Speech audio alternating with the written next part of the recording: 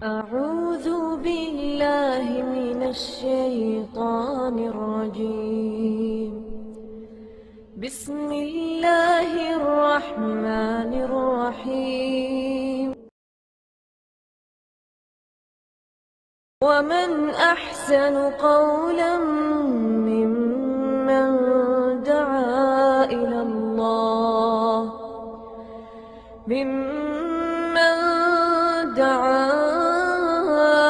الله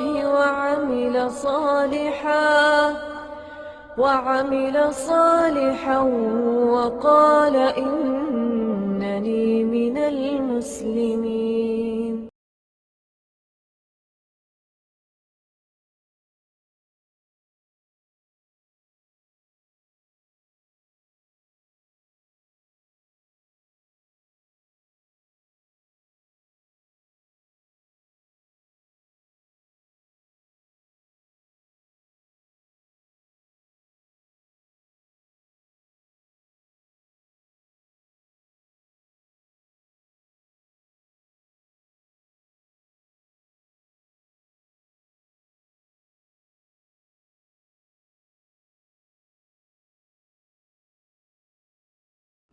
إن الحمد لله نحمده ونستعينه ونستغفره ونعوذ بالله من شرور أنفسنا ومن سيئات أعمالنا من يهده الله فلا مضل له ومن يضلل فلا هادي له وأشهد أن لا إله إلا الله وحده لا شريك له وأشهد أن محمدا عبده ورسوله.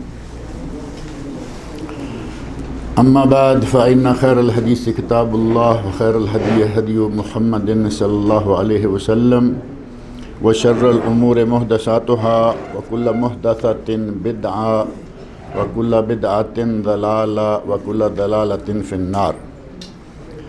رب اشرح لي صدري ويسر لي أمري واحلل عقدة من لساني يفقهوا قولي. رب أعوذ بك من همزات الشياطين وأعوذ بك رب أن يحضرون. اعوذ باللہ السمیع العلیم من الشیطان الرجیم. من کان یرید العزۃ فللہ العزۃ جمیعا الیہ یصعد الکلم الطیب والعمل الصالح یرفعہ والذین یمکرون السیئات لهم عذاب شدید ومکر اولئک هو یبور. واللہ خلقکم من تراب ثم من نطفة ثم جعلكم أزواجا وما تحمل من أنثى ولا تضع إلا بعلمه وما يؤمر من معمر ولا ينقص من عمره إلا في كتاب إن ذلك على الله يسير.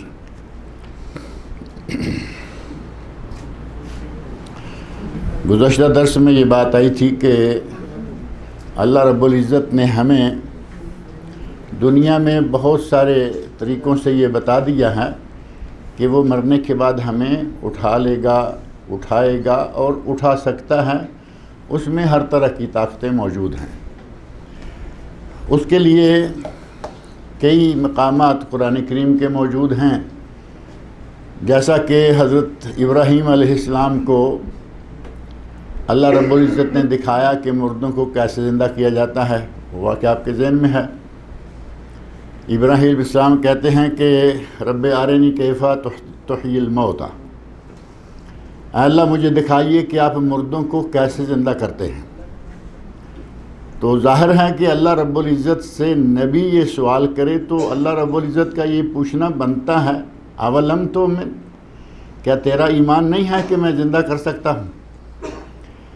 تو ابراہیم علیہ السلام چونکہ اس بات کا ایمان یقین رکھتے تھے، لیکن اپنی آنکھوں کے سامنے دیکھا ہوا کچھ اور ہوتا ہے. سنی بات اور دیکھی بات میں بہت فرق ہوتا ہے.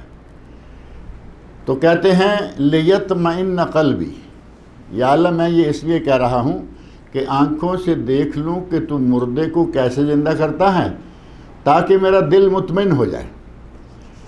تو اللہ رب العزت نے ان کا دل مطمئن کرنے کے لیے وہ 4 پرندے پکڑو، ان کو سداؤ، سکھاؤ، اپنی طرف بلاؤ.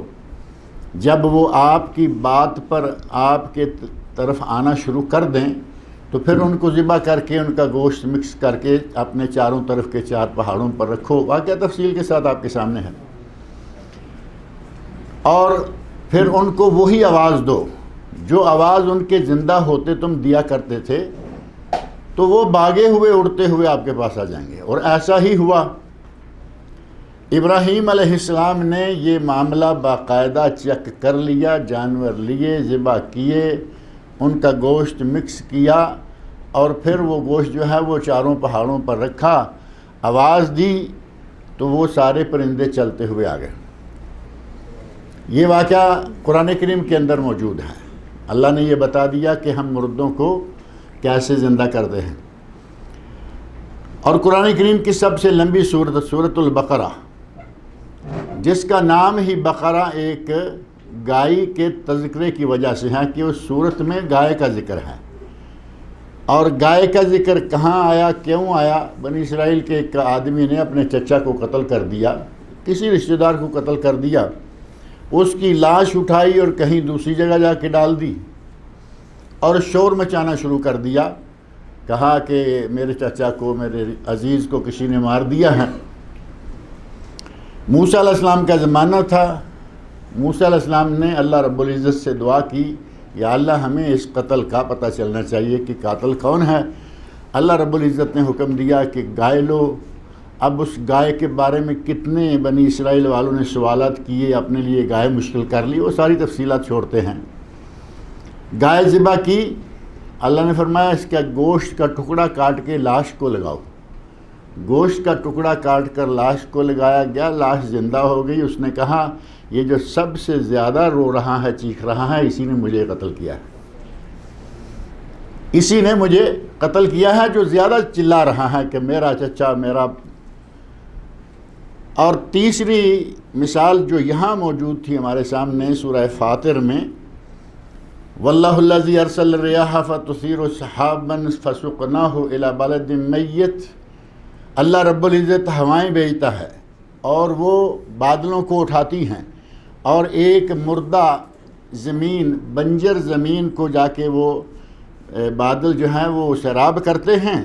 فَأَحْيَيْنَا بِهِ الْأَرْضَ بَعْدَ مَوْتِهَا، ہم اس بنجر بے آباد زمین کو بارش کے پانی سے دوبارہ زندہ کر دیتے ہیں، اس میں فصلیں، پھل پھول اگنا شروع ہو جاتے ہیں۔ كَذَلِكَ النُّشُورُ، اور اسی طرح تمہیں مردوں کو اٹھایا جائے گا۔ تم دنیا میں، اس دنیا کے خاتمے پر جب اللہ رب العزت حشر نشر کا میدان قائم کرے گا تو فرمایا كَذَلِكَ النُّشُورُ، اسی طرح ہی مرنے کے بعد اٹھایا جائے گا، یا تمہیں مرنے کے بعد اٹھنا ہوگا۔ تو اللہ رب العزت نے مشرکین مکہ کو اور قیامت تک آنے والے مسلمانوں کو اور ان لوگوں کو جن کا یہ ایمان نہیں ہے کہ مرنے کے بعد اٹھایا جائے گا، جیسا کہ دہریے ہیں جو اس دنیا کا خالق ہی کسی کو نہیں مانتے، کہتے ہیں جی دنیا خود بخود ہی چل رہی ہے۔ اس قسم کے جتنے بھی لوگ ہیں ان لوگوں کو اللہ رب العزت نے بتایا کہ ہم مرنے کے بعد ان کو زندہ کر سکتے ہیں، ہم ہی مارتے ہیں، ہم ہی جلاتے ہیں، ہم نے یہ کائنات ساری بنائی ہے، ہمارے لیے کیا مشکل ہے۔ آگے فرمایا من کان یرید العزہ فللہ العزۃ جمیعا، جو شخص عزت پانا چاہتا ہے تو اسے اپنے ذہن میں رکھنا چاہیے کہ تمام تر عزت اللہ کے ہاتھ میں ہے، اس کی ملکیت ہے۔ اگر کوئی چیز کسی کی ملکیت ہو تو پھر وہ اسی سے لی جائے گی نا۔ کوئی چیز جس کا کوئی مالک ہے، اگر مالک کی اطلاع کے بغیر آپ لیتے ہیں تو چوری شمار ہوگی، اور اگر مالک کمزور ہے تو آپ چوری کر سکیں گے، اور اگر مالک وہ ہے جو اندھیروں میں، روشنیوں میں، بند کمروں تک کے اندر کیا ہو رہا ہے اس کائنات میں کوئی چیز، کوئی پتہ تک نہیں ہلتا الا یہ کہ اس کے علم میں یہ بات موجود ہوتی ہے، اگر ایسی پوزیشن ہے تو وہاں سے چوری کون کرے گا؟ لیکن اگر آپ کو وہ چیز چاہیے تو اس کے مالک کے پاس جانا ہوگا، اس مالک کے پاس جا کے آپ کو اپنا اثر و رسوخ بنانا ہوگا، اور اللہ نے فرمایا کہ عزت ساری کا مالک اللہ ہے، جس کو وہ چاہے دے۔ تو اس کا مطلب یہ ہوا کہ اگر دنیا میں آپ لوگ کسی کے ہو کر چاہتے ہیں کہ عزت کما لیں لیکن اللہ کی طرف رجوع نہ کریں تو وہ بات جو ہے وہ ممکن نہیں ہے، کیونکہ اللہ نے فرما دیا فَإِنَّ الْعِزَّةَ لِلَّهِ جَمِيعًا مَنْ كَانَ يُرِيدُ الْعِزَّةَ فَلِلَّهِ الْعِزَّةُ جَمِيعًا۔ اگر کوئی عزت پانا چاہتا ہے تو وہ سب اللہ کے پاس ہے۔ معنی یہ ہوا کہ عزت پانے کے لیے ہمیں اللہ رب العزت کی طرف رجوع کرنا ہوگا۔ اگر اللہ کے ساتھ ہمارے تعلقات اچھے ہو جائیں گے تو پھر عزت جو ہے وہ مل سکتی ہے، اور اگر اللہ کے ساتھ تعلقات ہم نے استوار نہ کیے، صحیح معنوں میں اللہ کے ساتھ تعلق پیدا نہ کیا، تو پھر ہمیں عزت نہیں مل سکتی۔ اللہ رب العزت نے قرآن کریم میں اس بات کو کئی مقامات پر ذکر کیا، اور انہی مقامات میں سے ایک مقام سورۃ النساء بھی ہے۔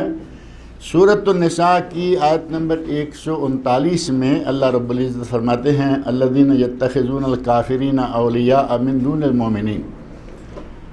یہ بتا دیا کہ عزتوں کا مالک میں ہوں، جسے چاہوں دوں۔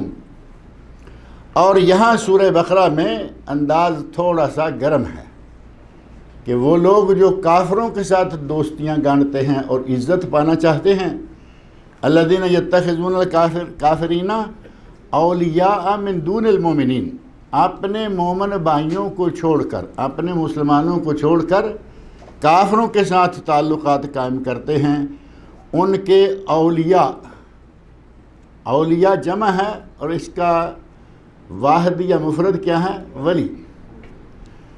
جو کسی دوسرے غیر مذہب کو جسے کہتے ہیں، مومنوں کو، مسلمانوں کو چھوڑ کر کسی عیسائی، کسی یہودی، کسی ہندو، کسی سکھ کے ساتھ تعلق قائم کرتا ہے، اس سے پیار کرتا ہے اور چاہتا ہے کہ میں اگر اس کے قریب ہو گیا تو مجھے دنیا میں آخرت میں عزت ملے گی۔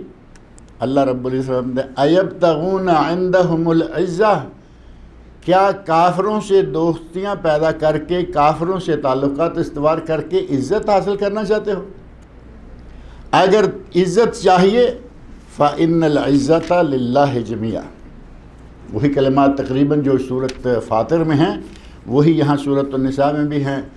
اگر عزت چاہیے تو وہ ساری کی ساری اللہ کے پاس ہے، اس کی ملکیت ہے، اس کے ہاتھ میں ہے، اس سے تعلق اور اپنا ناطہ جوڑ لو، رشتہ استوار کر لو، عزت مل جائے گی۔ اور اگر کہو کہ عزت ہمیں ایسے ہی مل جائے، کافر سے ملیں گے عزت مل جائے، فلاں سے ملیں گے عزت مل جائے، اللہ رب العزت فرماتے ہیں کہ عزتوں کا مالک اللہ ہے۔ اور قرآن کریم میں اللہ نے عزت جو ہے غیر مسلم کی تو اللہ کے یہاں کوئی قیمت ہی نہیں ہے، غیر مسلم کی اللہ کے یہاں کوئی قیمت نہیں، اس کی تو دنیا میں بھی کوئی قیمت نہیں ہے۔ اسلام نے جو دیت کا معاملہ رکھا ہے اس میں اگر کسی سے کوئی قتل خطا، قتل عمد اور قتل خطا، یہ دو طرح کے قتل ہیں۔ ایک ہے کہ کوئی جان بوجھ کر کسی کو قتل کرے، اگر جان بوجھ کر قتل کرتا ہے تو اس کی سزا جو ہے وہ سزائے موت ہے، النفس بالنفس، جیسا کہ قرآن کریم میں اللہ نے مقرر فرمائی، جان کے بدلے جان۔ اور دوسرا ہے قتل خطا، اور ایک تیسرا ہے قتل شبہ العمد۔ قتل عمد، شبہ العمد یعنی ارادتاً قتل کرنا یا ارادتاً قتل کے شبہ ہونا، اس کے تقریباً ملتا جلتا اس طرح کا ہونا، اور تیسرا ہے قتل خطا۔ یہ جو ایکسیڈنٹس میں قتل ہوتے ہیں، ابھی ایکسیڈنٹ ہو گیا، گاڑی میں کوئی آدمی جو ہے وہ زیادہ تکلیفیں آئیں، فوت ہو گیا، تو اس موقع پر جان کے بدلے جان نہیں ہے، ایکسیڈنٹ سے جان کے بدلے میں جان نہیں ہے۔ تو اللہ رب العزت نے جو نبی اکرم صلی اللہ علیہ وسلم کے ذریعے کافر کی دیت مقرر فرمائی، دنیا میں وہ بھی مومن سے عادی ہے، مسلمان سے عادی ہے۔ اس وقت سعودی عرب میں جو دیت کا سلسلہ ہے وہ ہے کہ اگر کسی سے قتل خطا، ایکسیڈنٹ وغیرہ میں قتل ہو گیا ہے تو مرنے والے کی دیت یا بلڈ منی 3 لاکھ ریال ہے، اگر وہ مسلمان ہے۔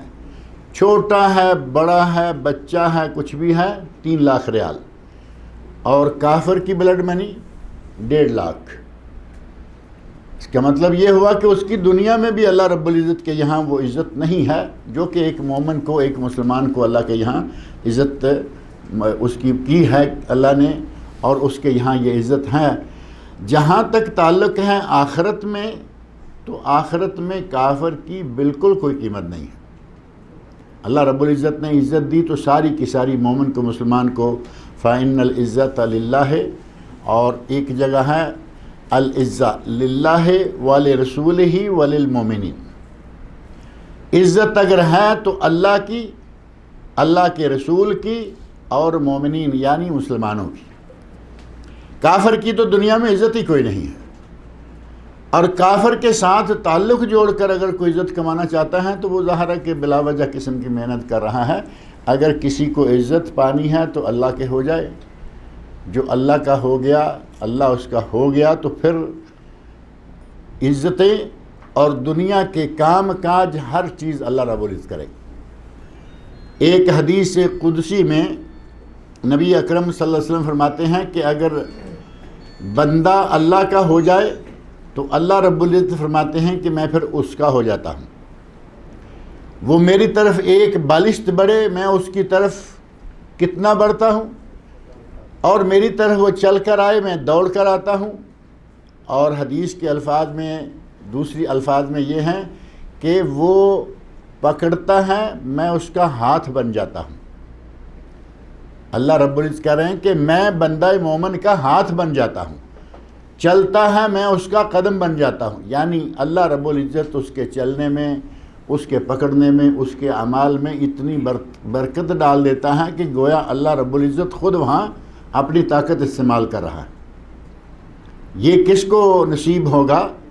جس نے اپنی دوستی کسی بڑے کافر ملک کے ساتھ لگا لی، یا جس نے اپنی دوستی کسی اپنے علاقے کے بڑے کے ساتھ ملا لی۔ نہیں، یہ عزت صرف اس کی ہے جو اللہ رب العزت کے ساتھ اپنا رشتہ بنا لے، اللہ رب العزت کو راضی کر لے، اللہ رب العزت کے ساتھ اپنے تعلقات استوار کر لے، تو اللہ رب العزت اسے عزت عطا کرے گا، کیونکہ عزت صرف اللہ کے پاس ہے، یا عزتوں کا مالک صرف اللہ ہے۔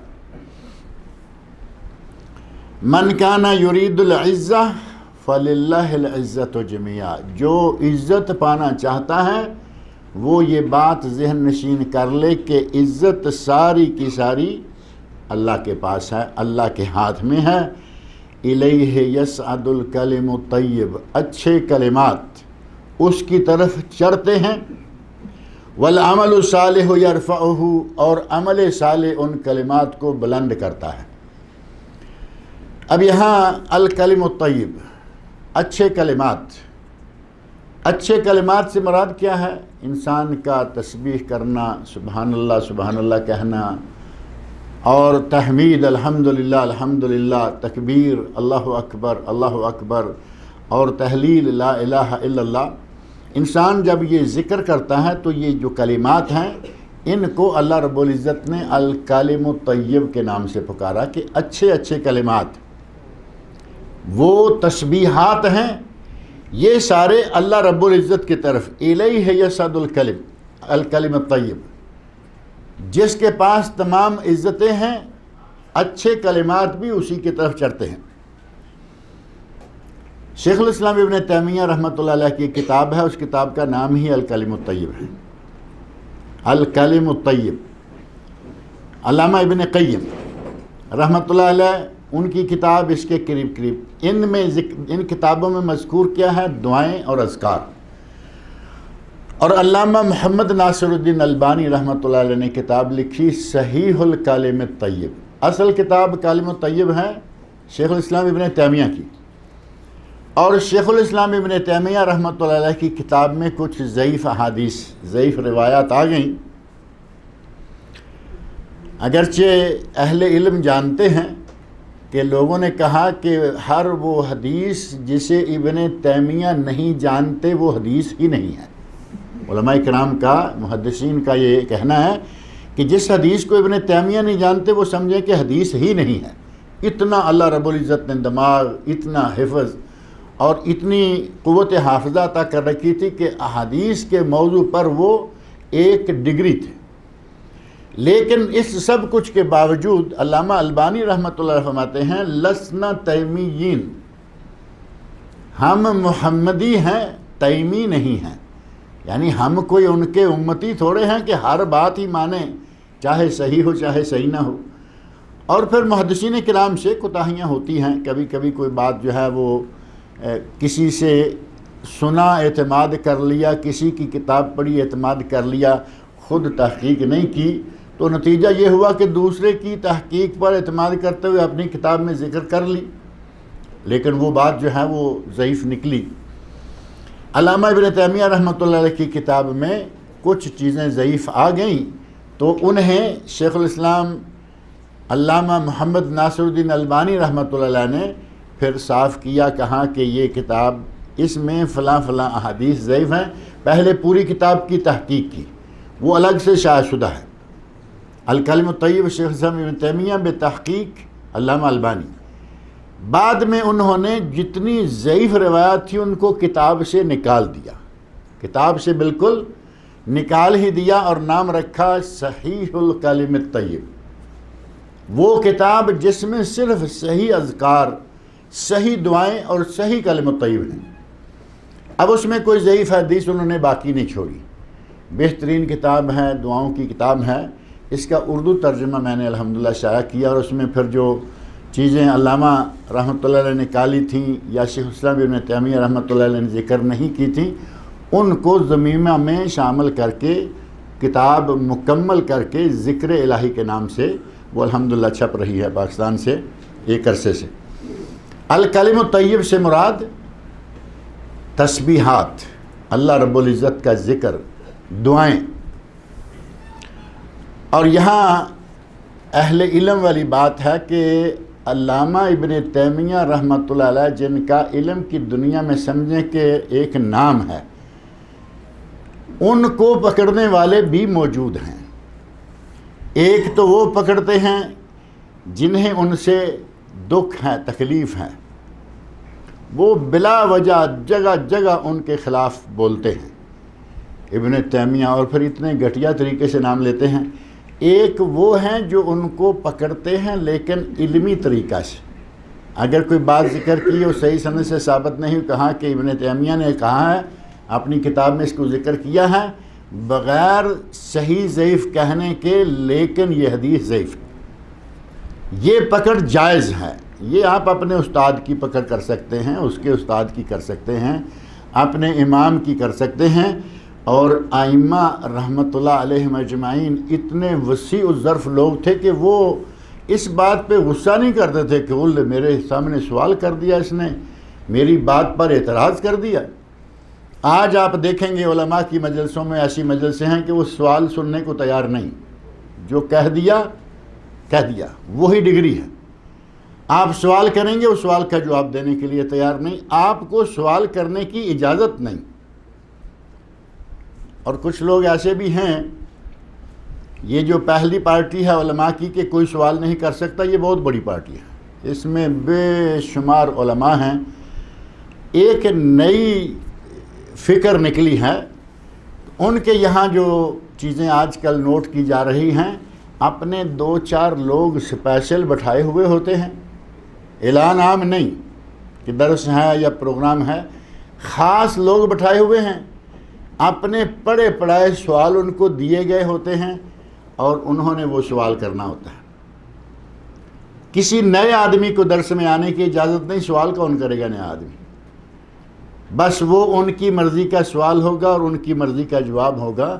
علماء کرام ایسا نہیں کیا کرتے تھے۔ علماء کے یہاں ان کے درس میں کوئی بھی آئے بیٹھے، کوئی بھی سوال کرے، جو ان کو معلوم ہے وہ جواب دیتے، اور جو معلوم نہیں اس میں لا عالم، میں نہیں جانتا۔ اور لا عالم کہنا، کہا گیا کہ لا علم کہنا آدھا علم ہے۔ ایک آدمی کہتا ہے کہ مجھے علم نہیں، وہ آدھے علم کا مالک آلریڈی ہے، اور باقی آدھا وہ کوشش کرے گا، حاصل کر لے گا۔ یہاں ایک نکتہ اور ذکر کر دوں کہ بعض جہل یا جہالت جو ہے جہالت کا مطلب یہ بھی نہیں ہے کہ آدمی کو بالکل ہی اجڑ ہے، مقصد یہ ہے کہ علم کے میدان سے ابھی وہ دور ہے، کورا ہے، جہالت ہے، تھوڑا بہت پڑھا، میدان میں کود گیا، کام کرنا شروع کر دیا۔ اب اس کے اس میدان میں کام کرنے والے لوگ جو ہیں وہ دو طرح کے ہیں، ایک ہیں جو جہل مفرد کا شکار ہیں اور دوسرے ہیں جو جہل مرکب کا شکار ہیں۔ جہل مفرد کیا ہے؟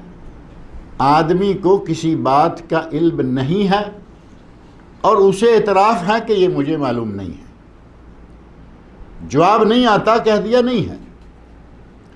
اس جہالت کو یا اس جہل کو اچھا شمار کیا گیا کہ علم نہیں ہے اور کہہ دے علم نہیں ہے، بات ختم ہو گئی۔ اب یہ سیکھے گا، تحقیق کرے گا، پڑھے گا، اس مسئلے کا بھی علم ہوگا، اور بھی ساتھ کئی مسائل جو ہیں وہ اس کے سامنے آئیں گے۔ ایسا آدمی پڑھ جاتا ہے، عالم بن جاتا ہے۔ اور دوسرا کون ہے؟ وہ ہے جہل مرکب۔ اور جہل مرکب کیا ہے؟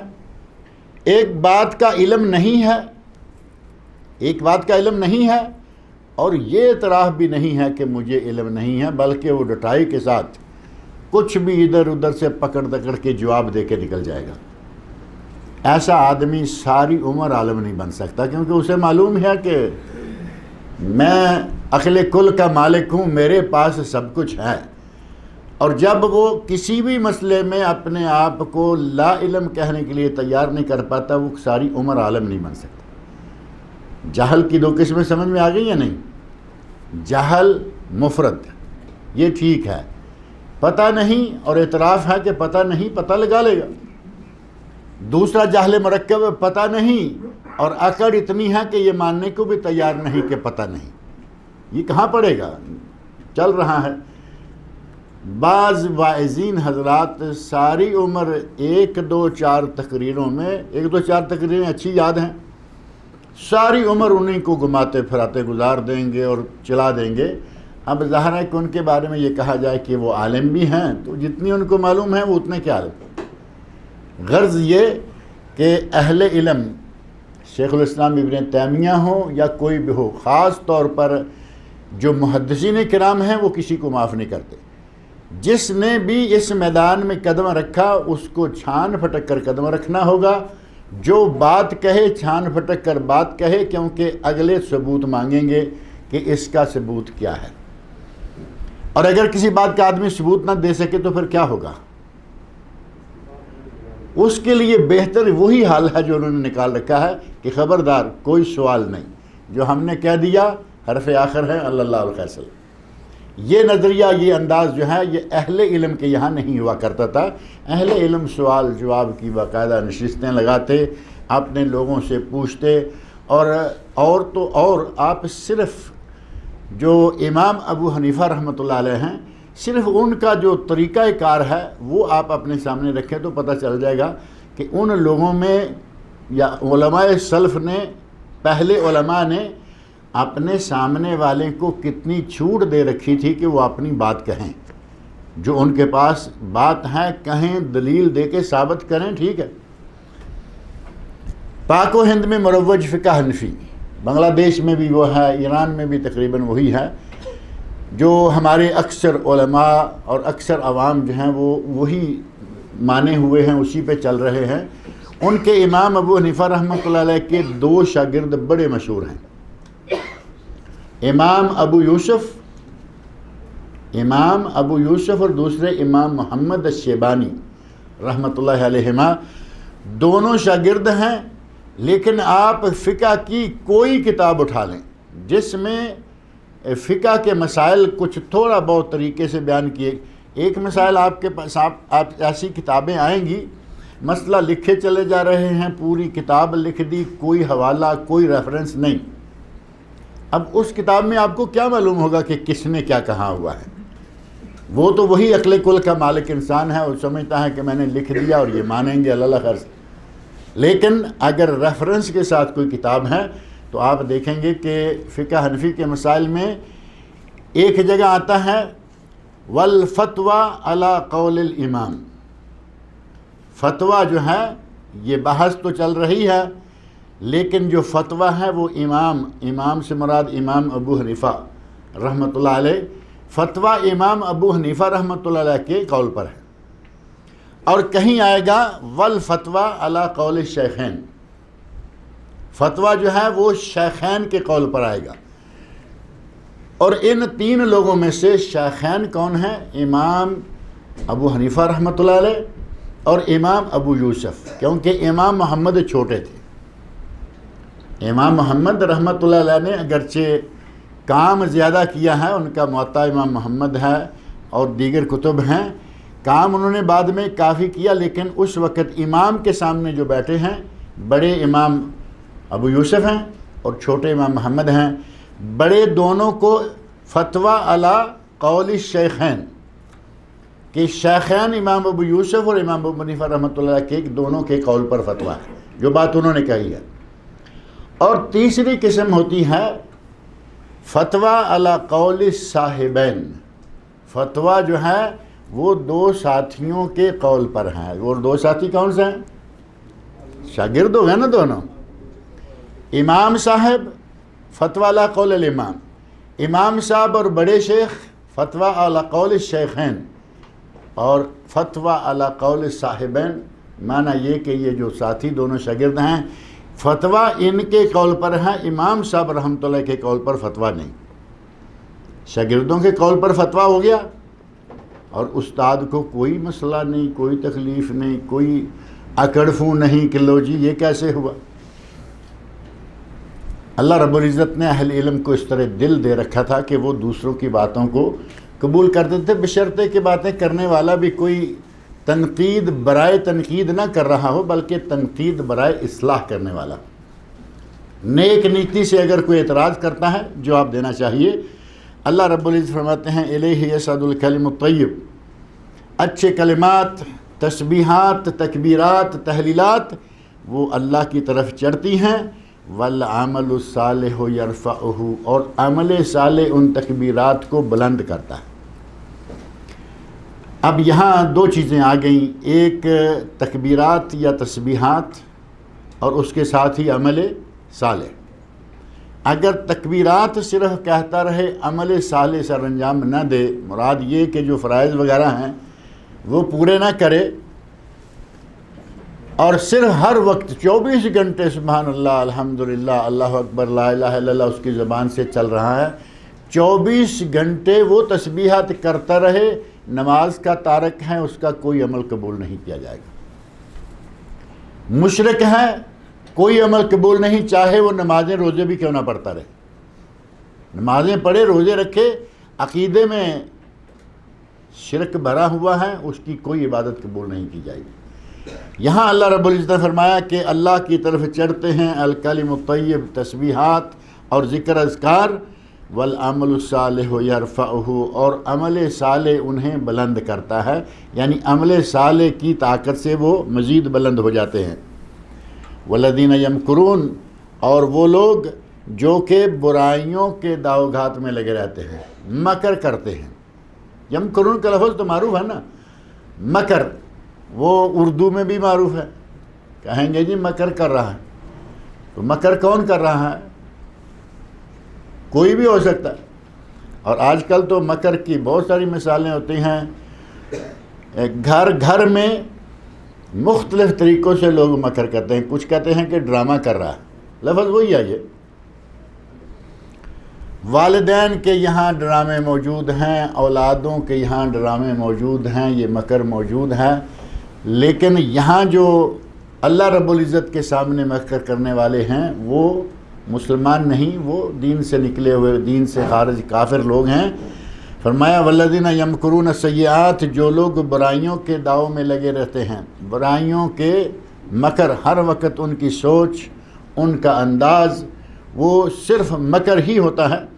اور مکر کا لفظ جو ہے تدبیر کے معنوں میں بھی ہے، مکر کا معنی تدبیر میں بھی ہے کہ یمکرون، قرآن کریم میں یمکرون و یمکر اللہ، یہ مکر کر رہے ہیں اور ان کے مکر کے جواب میں اللہ بھی مکر کر رہا ہے۔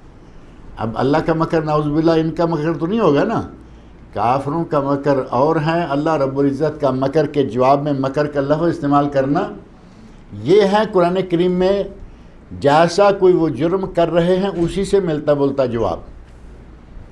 وہ مکر کرتے ہیں، اللہ رب العزت ان سے بہتر تدبیر کرتا ہے، واللہ خیر الماکرین، اللہ بہترین تدبیر کرنے والا ہے۔ اللہ رب العزت نے مکر کا جواب کرنے والوں کو مکر کے، اور اللہ رب العزت کا مکر یا تدبیر کیا ہوگا؟ جو ساری کائنات کا تمام قدرتوں کا مالک ہے اس کے سامنے کسی کا مکر کیا چلے گا؟ والذین یمکرون السیئات لہم عذاب شدید، ان کے لیے شدید عذاب ہے، مکر کرنے والوں کے لیے شدید عذاب ہے۔ وَمَكْرُ أُولَٰئِكَ يَبُورُ، اور ان کا یہ مکر برباد ہو جائے گا، یعنی ان کا مکر برباد ہوگا، ساتھ ہی مکر کرنے والوں کو بھی لے ڈوبے گا، اور مکر کی کوئی حیثیت جو ہے وہ نہیں ہوتی۔ اسی صورت فاطر میں آگے جا کے اللہ رب العزت نے پھر اس کا ذکر کیا۔ سورہ فاطر کی آیت نمبر 42 اور 43 میں جو تذکرہ ہے وہ ہے کہ یہ بڑی زوردار قسمیں ان کافروں نے کھائی تھیں کہ اگر ان کے پاس کوئی ڈرانے والا آیا، کافروں نے زوردار قسمیں کھائی تھیں، وَأَقْسَمُوا بِاللَّهِ جَهْدَ أَيْمَانِهِمْ لَإِنْ جَاءَهُمْ نَذِيرٌ، اگر ان کے پاس کوئی ڈرانے والا مراد نبی ہے، مراد واعظ ہے، لَيَكُونُنَّ أَهْدَى مِنْ إِحْدَى الْأُمَمِ، اگر ان کے پاس کوئی ڈرانے والا آئے تو وہ ہر ایک امت سے زیادہ ہدایت قبول کرنے والے ہوں گے۔ فَلَمَّا جَاءَهُمْ نَذِيرٌ مَا زَادَهُمْ إِلَّا نُفُورًا، پہلے قسمیں کھائیں زوردار کہ اگر کوئی پیغمبر آیا تو ہم سارے لوگوں سے زیادہ ماننے والے شمار ہوں گے، لیکن جب پیغمبر آ گیا تو پھر کیا کیا؟ ما زادہم الا نفورا، انہوں نے دین سے پہلے سے بھی زیادہ نفرت اختیار کر لی۔ استکباراً فی الارض، زمین میں اپنے آپ کو بڑا شمار کرنے کے لیے۔ جو آدمی دین سے نفرت کرتا ہے، پہلی بات یہ کہ وہ اپنے آپ کو دنیا میں بڑا ثابت کر، نماز پڑھنے کے لیے مسجد میں جانا، وہاں غریب مسکین لوگ نماز پڑھنے والے ہوتے ہیں، یہ تو آدمی مارا جائے گا یا نہیں؟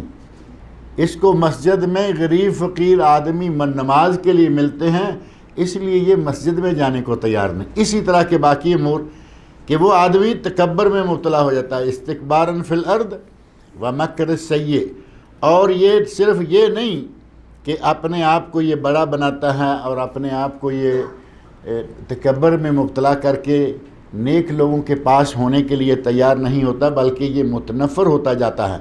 وَلَا يَحِيقُ الْمَكْرُ السَّيِّئُ إِلَّا بِأَهْلِهِ، اور یہ جو بری تدبیریں ہیں یہ اپنے تدبیریں کرنے والوں کو ہی برباد کرتی ہیں۔ مکر السیئ جو ہے اس کا نتیجہ کیا ہوگا؟ جو لوگ مکر سیئ اختیار کرتے ہیں، اللہ رب العزت انہی کو، ان تدبیر کرنے والوں کو ہی ان کے وبال میں مبتلا کر دیتا ہے۔ اللہ رب العزت سے بڑا کوئی نہیں، اللہ رب العزت کو کوئی بہکا نہیں سکتا، بہلا نہیں سکتا، اللہ رب العزت کے ساتھ کوئی چیٹنگ نہیں کر سکتا۔ ہمارے کئی اعمال ایسے ہیں کہ ہم سمجھتے ہیں کہ نہیں ایسا کر لیں گے تو اس میں کیا بھئی، اس میں کیا گناہ ہوگا، یا اس میں کب پکڑ کیسے آئے گی؟ گویا کہ وہ جس طرح عام دنیا کو دھوکہ دیتے پھرتے ہیں، سمجھتے ہیں کہ شاید ہم اللہ کو بھی دھوکہ دے لیں گے، جبکہ اللہ کسی کے دھوکے میں آنے والی ذات نہیں ہے۔ کائنات کی اندر کی باتیں، لوگوں کے دلوں کی، سینوں کے اندر چھپی باتوں کو جو جانتا ہے اسے کون دھوکہ دے سکتا ہے؟ کسی بھی انداز سے کوئی شخص اللہ کو دھوکہ نہیں دے سکتا، وہ ان تمام چیزوں سے بالا ہے۔ وَمَكْرُ أُولَٰئِكَ هُوَ يَبُورُ، ان کا مکر جو ہے وہ برباد ہو جائے گا، ختم ہو جائے گا، اور ساتھ ہی ان کو بھی لے ڈوبے گا۔ واللہ خلقکم من تراب، اللہ نے تمہیں مٹی سے پیدا کیا۔ یہ بات تو معروف ہے نا، انسان کی تخلیق کہاں سے ہوئی؟ نبی اکرم صلی اللہ علیہ وسلم ارشاد فرماتے ہیں اللہ تعالیٰ نے انسان کو مٹی سے بنایا، فرشتوں کو نور سے بنایا، اور جنوں کو نار سے بنایا، آگ سے بنایا۔ یہ بات نبی اکرم صلی اللہ علیہ وسلم کے ارشادات میں طے ہے، اور اللہ رب العزت نے قرآن کریم میں یہ بات بار بار بیان فرمائی کہ ہم نے انسان کو مٹی سے بنایا، اور نبی صلی اللہ علیہ وسلم کے ارشادات میں کلکم لآدم، تم سارے کے سارے آدم کی اولاد ہو، وآدم من تراب، اور آدم علیہ السلام مٹی سے بنائے گئے تھے۔ ان اکرمکم عند اللہ اتقاکم، تم میں سے سب سے زیادہ اللہ کے نزدیک معزز وہ ہے جو سب سے زیادہ اللہ سے ڈرنے والا، تقوی والا ہے۔ کوئی آدمی اپنی ذات پات کی ہوا میں ہو کہ میں فلاں ہوں، میں فلاں ہوں، اللہ کے یہاں کوئی فلاں فلاں نہیں ہے۔ آپ نے اللہ کے یہاں اگر عزت دیکھنی ہے تقوی کے نتیجہ میں تو وہ عزت دیکھیں۔ ایک آدمی نبی صلی اللہ علیہ وسلم کے خاندان سے تعلق رکھتا ہے، اور چچا بھی ہے، رشتہ دار بھی ہے، اور دنیا میں ہوتے ہوئے اللہ رب العزت نے اس کے جہنمی ہونے کی خبر دے دی۔ معلوم ہے نا یہ کون چچا ہے؟ ابو لہب، تبت یدا ابی لہب وتب، برباد ہو گیا ابو لہب، تباہ ہو گیا ابو لہب۔ دنیا میں ہی اللہ نے اس کے لیے یہ نازل کر دیا، ما اغنى عنہ مالہ وما کسب، جو کچھ اس نے مال و دولت کمائی، جو اس کو اللہ نے اولاد عطا کی، کوئی چیز اس کے کام نہیں آئی۔ ما اغنى عنہ، اس کو کسی چیز نے غنی نہیں کیا، کسی چیز نے اس کو کام نہیں دیا، جو کچھ اس نے کمایا وہ مال ہے یا اولاد ہے۔ سیصلی نارا ذات لہب، بھڑکتی ہوئی آگ میں ڈالا جائے گا۔ سیصلی نارا ذات لہب وامرأتہ حمالۃ الحطب، لکڑیاں اٹھا کے لانے والی اس کی بیوی، فی جیدہا حبل من مسد، اس کے گلے میں کھجور کے پٹھے کی رسی ہوگی، اور وہ رسی بھی دنیا میں ہی آئی، اور اسی رسی کے نتیجہ میں جمیل جو اس کی بیوی ہے ابو لہب کی، اس کی موت واقع ہوئی۔ اللہ نے اس کو دنیا میں عبرت کا نشان بنا دیا۔ ایسی بیماری میں مبتلا ہوا کہ گھر والوں نے پاس جانا چھوڑ دیا، اور جہاں اس کو رکھا ہوا تھا روٹی وہاں یوں سمجھیں کہ جیسے پھینکی جاتی ہیں، قریب کوئی نہیں جاتا تھا، دور سے روٹی اس تک پہنچا دیتے۔ بالآخر مر گیا، کوئی قریب نہیں جا رہا، بدبو آنے لگی۔ تو اس وقت ابو طالب، اب ظاہر ہے کہ یہ بھی رشتہ دار ہیں، نبی اکرم صلی اللہ علیہ وسلم کے بڑے ہی فرمانبردار ہیں، انہوں نے، اور خاص طور پر حضرت علی رضی اللہ تعالی عنہ نے، حضرت علی رضی اللہ عنہ نے فرمایا کہ یا رسول اللہ، حضرت فوت ہو گئے ہیں۔ اب ظاہر ہے کہ چچا تھے ان کے، کہاں کہ فوت ہو گئے ہیں؟ فرمایا جاؤ جا کے اس کو مٹی میں چھپا دو، جاؤ جا کے اس کو مٹی میں، یہ قبر یا یہ وہ کچھ نہیں، مٹی میں چھپا دو۔ حضرت علی رضی اللہ عنہ گئے، کچھ حبشیوں کو ساتھ لیا، قریب گڑھا بنایا، گھسیٹ کے گڑھے کے اندر پھینک کر اوپر مٹی ڈال دی۔ دنیا میں ذلت اور آخرت میں رسوائی، دونوں جہاں برباد ہو گئے۔ اور رشتہ دیکھیں کتنا قریبی ہے، نبی صلی اللہ علیہ وسلم کا چچا ہے۔ یہاں اللہ رب العزت کے یہاں جو عزت ہے، ان اکرمکم عند اللہ اتقاکم، تقوی سے ہے، رشتہ داریوں سے نہیں۔ نبی صلی اللہ علیہ وسلم نے سر میدان اپنے رشتہ داروں کو نام لے لے کر کہہ دیا، یا صفیہ بنت عبد المطلب عمتی، میری پھوپھی صفیہ بنت عبد المطلب، اعملی، عمل کر لو، فإنی لا اغنی عنک من اللہ شیئا، میں تمہارے کام، اللہ کے یہاں تمہارے کام نہیں آؤں گا۔ اپنی بیٹی سے کہا، اپنی لخت جگر بیٹی جو دنیا جہاں سے آپ کو زیادہ عزیز ہے، آپ فرماتے ہیں جس نے فاطمہ کو اذیت دی اس نے مجھے اذیت دی، وہ فاطمہ رضی اللہ تعالیٰ عنہ۔ کہا یا فاطمہ، تو یا فاطمہ اعملی فإنی لا اغنی عنک من اللہ شیئا، کچھ عمل کر لو، اللہ کے یہاں میں تمہارے کام نہیں آؤں گا، وہاں صرف عمل کام آئے گا۔ ایک آدمی اتنی قربتیں اتنے رشتے رکھنے والا ہے اور کوئی رشتہ کام نہیں آیا. یہ موضوع طویل ہے، آپ قرآن کریم پہ نظر ڈال کے دیکھیں. نوح علیہ السلام بیٹا غرق ہو رہا ہے. نوح علیہ السلام کی نبوت وہاں کام آئی؟ بیٹا تھا نا. کنعان نوح علیہ السلام کا بیٹا تھا جو طوفان میں دوسرے کافروں کے ساتھ غرق ہوا. نوح علیہ السلام نے کچھ الفاظ کہہ بھی دیے کہ یا اللہ میرا بیٹا. اللہ رب العزت نے سخت جھڑکی دی، انہ لیس من اہلک، یہ تیرے اہل میں سے نہیں ہے. انہ عمل غیر صالح، اس کے اعمال، اس کا عقیدہ، اس کا کردار اچھا نہیں تھا، یہ تیرے خاندان سے ہی نہیں ہے، تیرے اہل میں سے نہیں ہے. سلبی اصلی بیٹا ہونے کے باوجود بد عمل تھا. اللہ رب العزت نے انکار کر دیا کہ یہ تیرے اہل میں سے ہی نہیں ہے. حضرت لوط علیہ السلام کی بیوی، حضرت لوط علیہ السلام کی بیوی، اور اسی طرح دوسری بیوی کن کی تھی؟ فرعون کی بیوی تو جنتی ہے، دوسری پارٹی کا ذکر کر رہا ہوں. حضرت لوط علیہ السلام کی بیوی، لوط علیہ السلام نبی ہیں، لیکن اس کا انداز کیا ہوا، انجام کیا ہوا؟ جب عذاب اللہ نے بھیجنا چاہا تو لوط علیہ السلام کو حکم دیا کہ تم اپنے اہل کو لے کر یہاں سے نکلو، اور تمہارے گھر کی ایک عجوز، ایک بڑھیا جو ہے وہ تمہارے ساتھ نہیں جائے گی اور نہ اسے ساتھ لے کے جانا، کیونکہ اس پر ہمارا قول پہلے سے طے ہو چکا ہے کہ وہ جہنم میں جائے گی. پیغمبر کی بیوی ہے، وہاں پیغمبر کا بیٹا ہے حضرت ابراہیم خلیل علیہ السلام. کتنا مقام، کتنی عظمت، کتنی شان ہے، لیکن باپ جہنم میں. سارے نبیوں کے سردار ہمارے نبی محمد رسول اللہ صلی اللہ علیہ وسلم چچا قرآن کریم نے کہہ دیا کہ یہ جہنم میں جا رہا ہے. سَيَصْلَى نَارًا ذَاتَ لَهَبٍ، کوئی ڈکی چھپی بات نہیں کہی.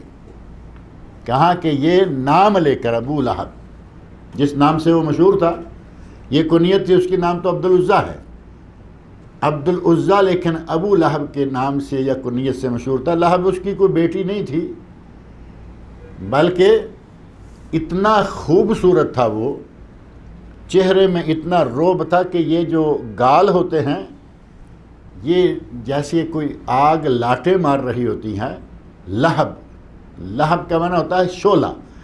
آگ سے جو شعلہ نکلتا ہے سرخ و سفید خوبصورت رنگ ہوتا ہے، اس کا رنگ اس طرح کا خوبصورت. جمال یہاں موجود ہے، مال یہاں موجود ہے، قربتیں، رشتہ داریاں یہاں بڑی قریبی ہیں، لیکن اعلان جہنم کا کر دیا گیا، سیصلی نارا ذات لہب. نبیوں کی بیویاں ہوں، نبیوں کے بیٹے ہوں، نبیوں کے باپ ہوں، نبیوں کے چچے ہوں، اللہ کے یہاں عزت کس کی ہے؟ حبشہ سے آئے ہوئے ایک کالے غلام کی. اللہ نے عزت کس کو دی ہے؟ حبشہ سے آنے والے کالے غلام کی. نقش و نگار کوئی نہیں، حسن و جمال کوئی نہیں، دولت و مال کوئی نہیں، بکتے بکاتے آ رہے. نماز پڑھ کے سلام پھیرا فجر کی، لوگوں کی طرح منہ کیا، رخ مبارک کیا.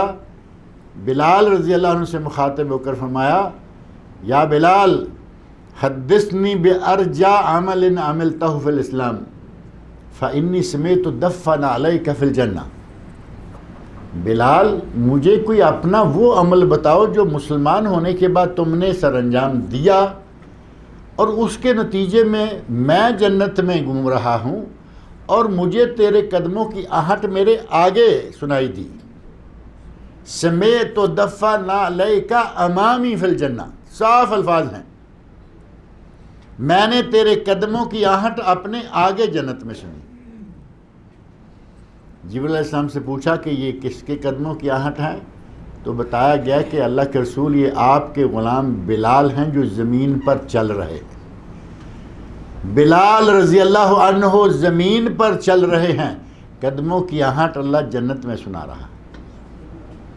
یہ ہے اگر کسی کو عزت چاہیے تو وہ کچھ کر لے.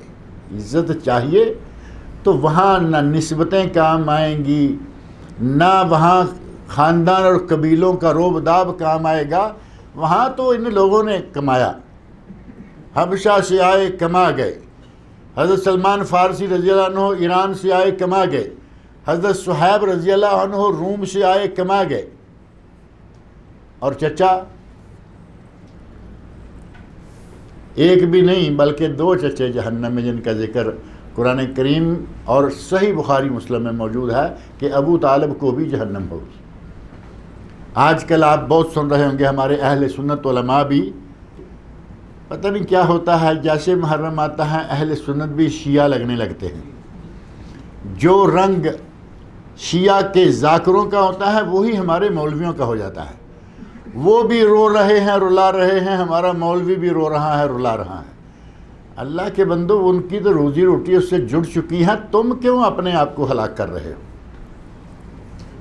جھوٹے سچے واقعات بیان کر کر کے وہ واقعہ بیان کریں گے کہ جس کا تعلق دل سے جڑے اور سامنے والا روئے۔ ان دنوں میں حضرت ابو طالب علیہ السلام کہا گیا اور کہا جاتا ہے، ہر سال کتابوں میں لکھا ہوا موجود ہے، اور شاید میں نے یہاں پچھلے ایک درس میں ذکر کیا کہ ایک صاحب ہیں، وہ بھی اہل سنت اپنے آپ کو کہلوا رہے ہیں، کہہ رہے ہیں کہ میں نے ابو طالب علیہ السلام پر کتاب لکھی ہے جو 16 جلدوں میں ہے۔ 16، 15، 14 کتنی لمبی چوڑی جلدیں بتائیں۔ اور اس سے بڑھ کر تعجب والی بات یہ کہا کہ میرا انحصار زیادہ تر قرآن پاک پر رہا۔ قرآن پاک میں ابو طالب کے بارے میں اتنی کہاں سیرت آ گئی ہے کہ وہ 10، 12، 15، 16 جلدیں لکھی جا سکیں۔ قرآن کریم میں ابو طالب کا ذکر ہے، قرآن کریم میں ابو طالب کا ذکر ہے، لیکن کہاں ہے؟ اِنَّكَ لَا تَهْدِي مَنْ أَحْبَبْتَ وَلَكِنَّ اللَّهَ يَهْدِي مَنْ يَشَاءُ۔ اے میرے نبی، جسے تو چاہے ہدایت دینا، تو ہدایت نہیں دے سکتا۔ وَلَكِنَّ اللَّهَ يَهْدِي مَنْ يَشَاءُ، اللہ جس کو ہدایت دینا چاہے گا۔ یہاں ابو طالب کا ذکر ہے۔ اب اس کو سیرت کی کون سی بہترین نام دیں گے آپ؟ کون سا اخلاق بیان کریں گے کہ ابو طالب جو ہے ان کو ہدایت نصیب نہیں ہوئی؟ مرتے مرتے علی ملت عبد المطلب، مرتے مرتے باپ دادا کے مذہب پر، شرک پر ان کی جان نکلی۔ کہاں اتنے کاغذات کالے کرتے جا رہے تھے؟ حضرت ابو طالب علیہ السلام، اللہ رب العزت ہمارے ان مولویوں کو ہدایت دے۔ واللہ خلقکم من تراب، اللہ نے تمہیں مٹی سے بنایا ہے۔ ثم من نطفہ، آدم علیہ السلام کو مٹی سے بنایا، پھر آدم کی نسل کو آگے مٹی کی بجائے نطفے سے۔ آدم علیہ السلام کے بعد وہ سلسلہ جو ہے وہ مٹی سے بننے کی بجائے نطفے کی شکل میں تبدیل ہو گیا۔ ثم جعلکم ازواجا، اور پھر اللہ نے تمہیں جوڑا جوڑا بنایا، میاں بیوی بنایا، اور میاں بیوی سے اللہ رب العزت نے دیکھے کتنی کائنات پیدا کر دی۔ سورہ نساء کے بالکل آغاز میں اللہ رب العزت فرمایا کہ ایک جوڑی جوڑا سے اللہ نے دنیا بھر دی۔ سورہ نساء کھول کے دیکھیں، پہلی آیت پڑھیں۔ وَمَا تَحْمِلُ مِنْ أُنْثَى وَلَا تَضَعُ إِلَّا بِعِلْمِهِ، کوئی مؤنث فیمیل جس کے پیٹ میں بچہ ٹھہرتا ہے، حمل ٹھہرتا ہے، فرمایا حمل ٹھہرے اور وہ بچے کو جنم دے، کوئی بھی مؤنث، وہ عورت ہو سکتی ہے، بھینس ہو سکتی ہے، گائے، بھیڑ، بکری، یا جتنی بھی چیزیں ہیں دنیا میں، کوئی بھی عورت جب اس کو حمل ہوتا ہے، پریگننٹ ہوتی ہے، اور جب وہ بچے کو جنم دیتی ہے، اس کے یہاں ڈلیوری ہوتی ہے، الا بعلمہ، اللہ کے علم میں ہوتا ہے۔ ہر چیز اللہ کے علم میں۔ بچہ ماں کے پیٹ میں کس طرح درجہ بدرجہ ترقی کر رہا ہے، نطفہ، پانی کا قطرہ، پھر اس کے بعد علقہ، ماں کے رحم کے ساتھ لٹکا ہوا ایک چھوٹا سا خون کا لوتھڑا، مضغہ، اس کے بعد گوشت کی بوٹی، اور اس کے بعد واللہ احسن الخالقین۔ اللہ رب العزت اس گوشت میں ہڈیاں بناتا ہے، ان پر پھر گوشت پوست چڑھاتا ہے، اور اللہ رب العزت احسن الخالقین ہے۔ اللہ رب العزت کے یہاں اگر کوئی بھی چیز کہیں تو اس سے کوئی پوشیدہ نہیں ہے۔ وما یعمر من معمر ولا ينقص من عمرہ الا فی کتاب۔ کسی کی عمر لمبی ہو یا کسی کی عمر کم کر دی جائے، ہر چیز اللہ رب العزت کے یہاں محفوظ ہے، لکھی ہوئی ہے۔ ان ذالک علی اللہ یسیر، یہ اللہ کے لیے بہت آسان ہے۔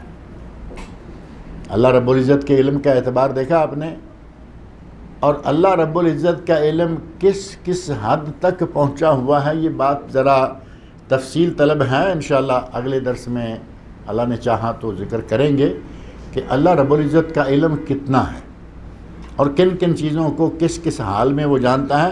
ان میں سے چند ایک چیزیں جو قرآن کریم کے اندر مذکور ہیں، صرف ان کا ذکر کریں گے۔ اللہ رب العزت مجھے اور آپ سب کو قرآن کریم پڑھنے، سننے، سمجھنے اور اس کے احکام پر عمل کرنے کی توفیق عطا فرمائے۔ یہ ایک اعلان میرا خیال ہے آپ سب کو مل گیا ہوگا۔ یہ راکا میں کوئی کورس شروع کرا رہے ہیں، اور آج بروز جمعہ محرم کی 14 تاریخ ہے، آج سے اس کا آغاز ہے، اور ہر تیسرے ہفتے ایک ثقافتی پروگرام اور علمی کورس ہوا کرے گا۔ یعنی یہ عرصہ جو ہے کافی لمبا عرصہ ہے اس کورس کا سارے کا۔ اس کی مدت 7 مہینے ہے، محرم سے لے کر رجب تک۔ آج کل محرم چل رہا ہے نا، تو 7واں مہینہ رجب ہے عربی کیلنڈر کا، 7 مہینے کا یہ کورس ہے، اور اس میں آپ دیکھ رہے ہیں کہ وہ کیا کیا بیان کریں گے۔ ارکان اسلام، ارکان ایمان، طہارت، وضو، نماز، روزہ، حج، زکوٰۃ، جو اہم چیزیں ہیں ان ساری چیزوں کا تذکرہ وہاں ہوگا۔ لہٰذا جن کے پاس وقت ہے وہ کوشش کریں کہ اس قسم کے کورس جو ہیں ان کو جوائن کیا کریں۔ اور یہ نیچے نمبر لکھا ہوا ہے، آپ سب کو وہ نمبر بھی مل گیا ہوگا۔ اس کا وقت جو ہے وہ عموماً ڈیوٹی ٹائمز کے بعد ہوتا ہے۔ اب یہاں لکھا ہوا ہے کہ ہر جمعہ کو عصر کی نماز کے بعد سے عشاء کی نماز کے بعد۔ جمعہ کو میرا سب کی چھٹی ہوتی ہے، کچھ تھوڑے لوگ ہیں جو چھٹی نہیں کرتے، وہ ڈبل ڈیوٹی کے پیسے لینے کے چکر میں ہوتے ہیں۔ بہرحال اپنے اپنی ضرورت کا حساب ہے، جس کو وہاں پہنچنے کی توفیق ہو وہ پہنچے، اور جس نے صرف پیسے اکٹھے کرنے کی نیت کر رکھی ہے وہ بھی اپنا کام کرے۔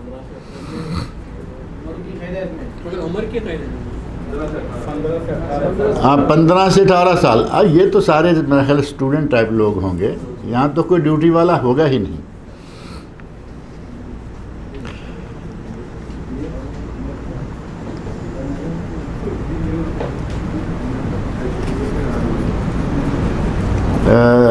غلام بھائی، آپ یہ دونوں سوال جو ہے نا کھڑے ہو کے کر لیں۔ آپ کو میں نے روکا ہوا ہے، لیکن یہ آپ دونوں کھڑے کر لیجیے۔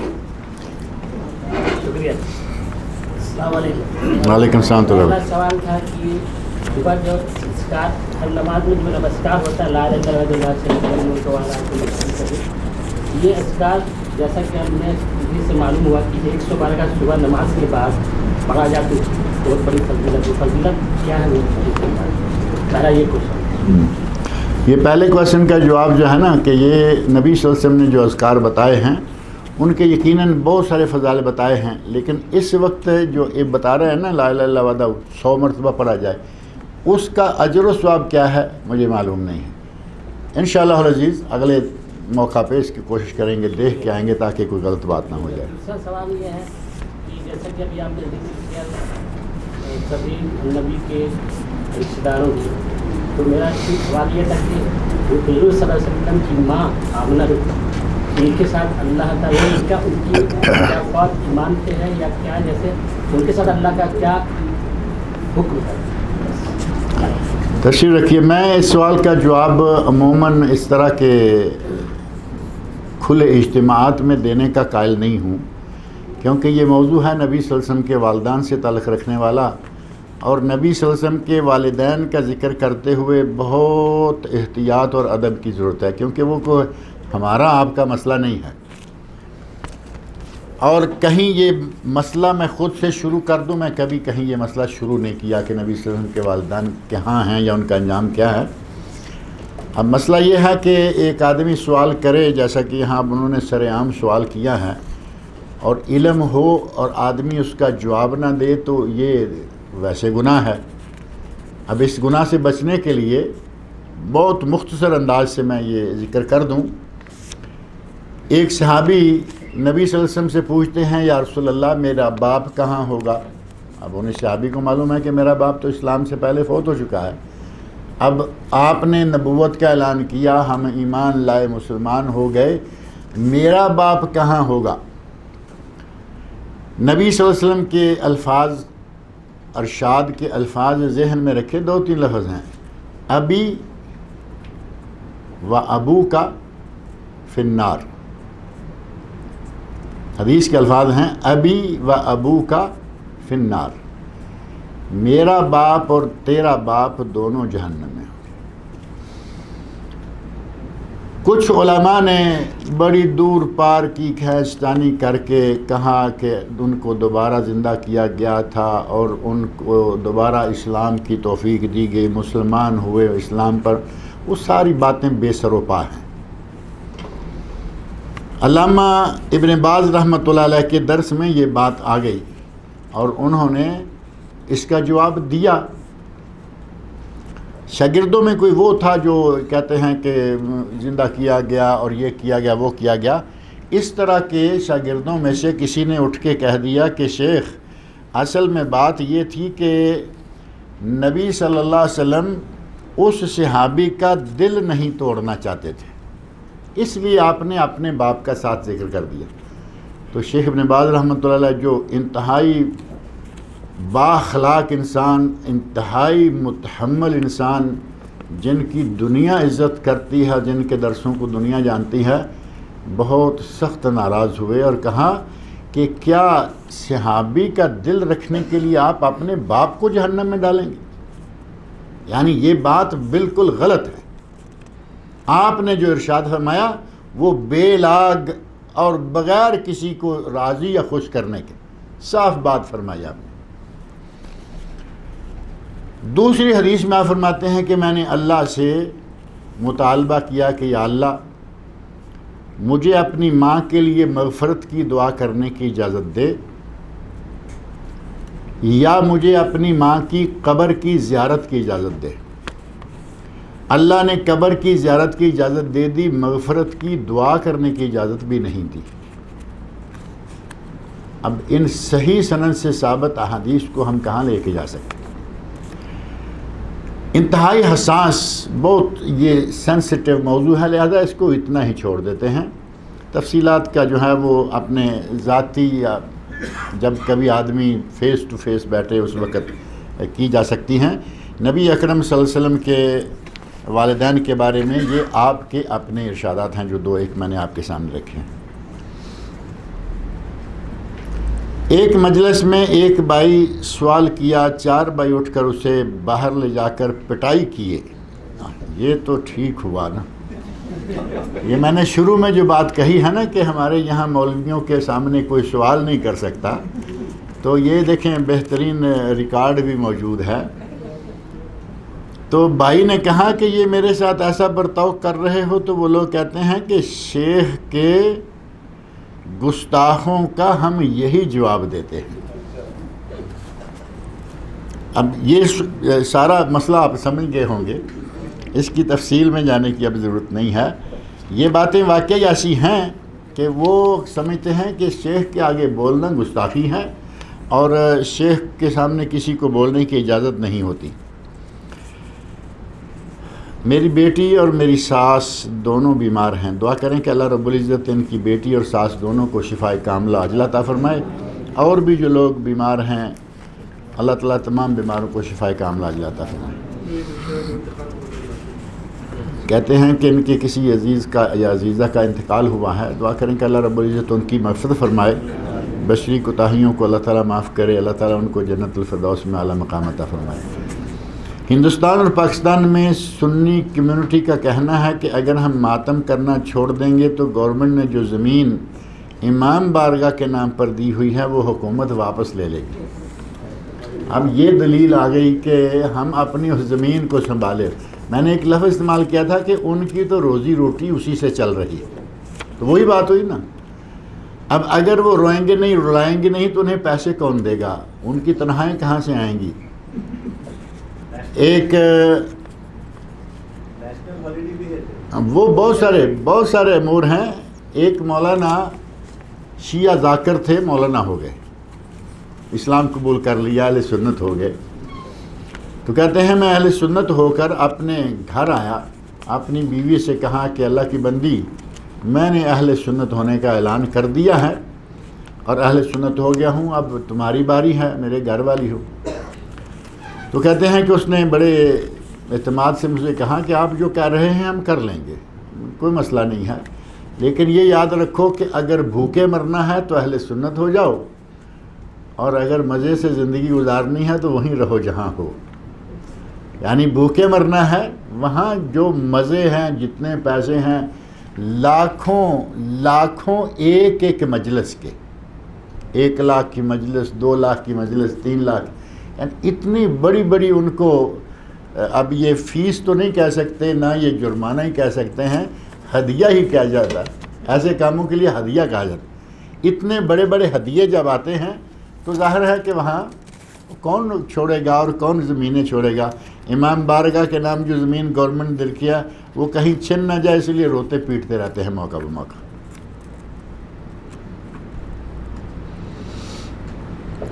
جمعہ کے خطبہ کے دوران قرآن کریم پڑھنا یا بات کرنا، جمعہ کے خطبہ کے دوران اگر کوئی اپنے کسی بات کرنے والے آدمی کو کہے اسکت فقد لغا، نبی صلی اللہ علیہ وسلم فرماتے ہیں کہ اگر کوئی آدمی بات کر رہا ہے تو اس کو آپ اشارے سے روک لیں، کوئی بات نہیں۔ اگر زبان سے کہا اسکت تو اس نے لغو بات کی۔ لغا کی تشریح میں علماء نے لکھا ہے کہ اس کا جمعہ تو ادا ہو جائے گا لیکن اسے کوئی ثواب نہیں ہے، یعنی بیکار گیا اس کا۔ اور اسی طرح دوسری حدیث میں نبی صلی اللہ علیہ وسلم فرماتے ہیں من مس الحصا فقد لغا۔ وہاں اس وقت جب کہ یہ بات ہے، اس وقت یہ مسجدوں کے قالین اور فرش اور یہ ٹائلیں کچھ بھی نہیں تھا، اس وقت کیا ہوتا تھا؟ کنکریٹ، ریت اور کنکریٹ۔ سجدہ جانے سے پہلے ویسے بیٹھے ہوئے کنکریٹ پہ ہاتھ پھیرا جائے، بیٹھا آدمی ایسے اپنے خیال میں ہاتھ پھیرنا شروع کر دے۔ بعض دفعہ ہوتا ہے نا آدمی خیال کہیں ہے، خطبہ چل رہا ہے، اسے پتہ ہی نہیں کہ میں مسجد میں ہوں، کوئی بھی کام کرنا شروع کر دے۔ آپ نے فرمایا اگر کسی نے محض کنکریوں پر ہاتھ پھیرا، من مس الحصا فقد لغا، اس نے بھی لغو کام کیا، یعنی اس کا ثواب بھی گیا۔ لہذا جمعے کے دوران اگر کوئی قرآن کریم کھول کر بھی بیٹھتا ہے تو اس وقت اس کا وہ عمل جائز نہیں ہے۔ اور صرف قرآن کریم کھول کر بیٹھنا ہی نہیں بلکہ ساتھ میں یہ بھی ہے کہ بات بھی کرتا ہے۔ بات کرنا تو پھر بالکل لمبی بات ہو گئی نا۔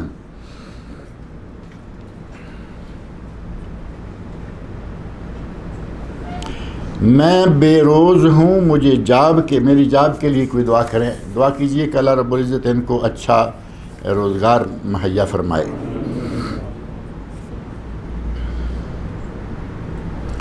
میری امی کی صحت کے لیے دعا کیجئے، دعا کریں اللہ رب العزت ان کی والدہ کو شفائے کاملہ عاجلہ عطا فرمائے،